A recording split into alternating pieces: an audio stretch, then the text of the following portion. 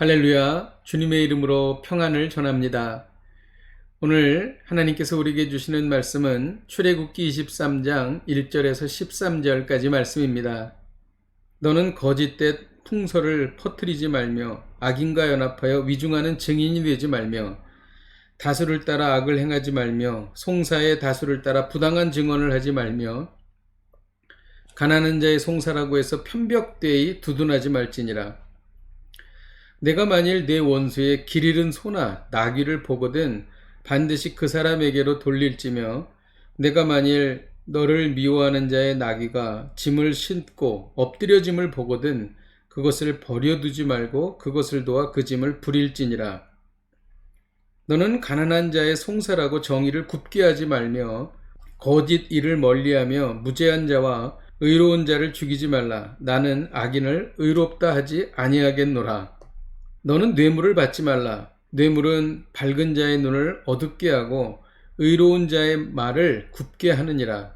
너는 이방 나그네를 압제하지 말라. 너희가 애굽 땅에서 나그네 되었은즉 나그네의 사정을 아느니라. 너는 6해 동안은 너의 땅에 파종하여 그 소산을 거두고 7째 해에는 갈지 말고 묵혀두어서 내 백성의 가난한 자들이 먹게 하라. 그 남은 것은 들짐승이 먹으리라. 내 포도원과 감람원도 그리할지니라. 너는 6해 동안에 내 일을 하고 7째 날에는 쉬라. 내 소와 나귀가 쉴 것이며 내 여종의 자식과 나그네가 숨을 돌리리라. 내가 내게 이른 모든 일을 삼가 지키고 다른 신들의 이름은 부르지도 말며 내 입에서 들리게도 하지 말지니라. 아멘. 하나님께서는 모세를 통해 사회 질서 유지를 위한 기본적인 규례를 말씀해 주셨습니다. 특별히 법정에서 재판이 진행될 때 발생할 소지가 있는 죄악들을 경고하셨습니다. 왜냐하면 법정은 사회 질서 유지를 위한 최후 보루가 되기 때문입니다. 법정에서 가장 중요한 것은 정의로운 판결입니다. 하나님은 정의롭게 행동하라고 말씀하십니다.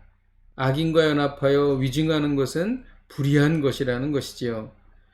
하나님을 미워하고 저주하는 무리들과 절대 동행해서는 안 될 것입니다.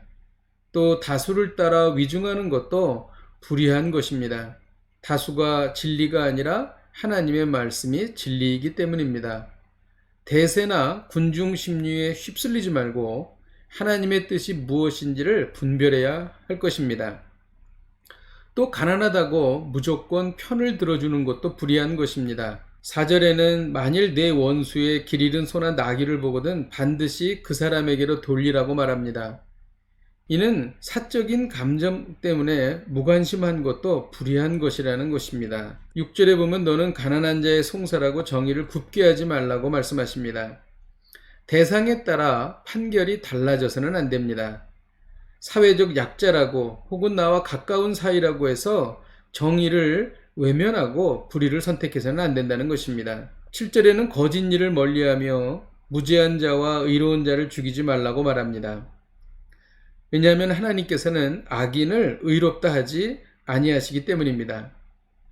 이는 상황에 따라 악인을 의롭다고 하지 말라는 것입니다. 요즘은 다 그래. 누구나 다 그렇게 처리하고 있어. 라고 말하면서 죄를 용납해서는 안 된다는 것입니다. 또 뇌물을 받고 판결을 굽게 해서는 안 된다고 말합니다. 이해관계 때문에 판단력이 흐려져서는 안 될 것입니다. 또 하나님께서는 땅을 정의롭게 사용하라고 말씀하십니다.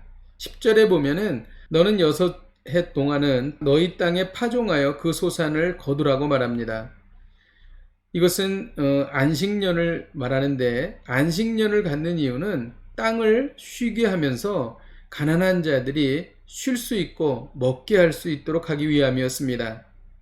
또 11절에는 7째 해에는 갈지 말고 묵혀두어서 내 백성의 가난한 자들을 먹게 하라. 그 남은 것들이 들짐승이 먹으리라. 내 포도원과 감람원도 그러할지니라 라고 말합니다.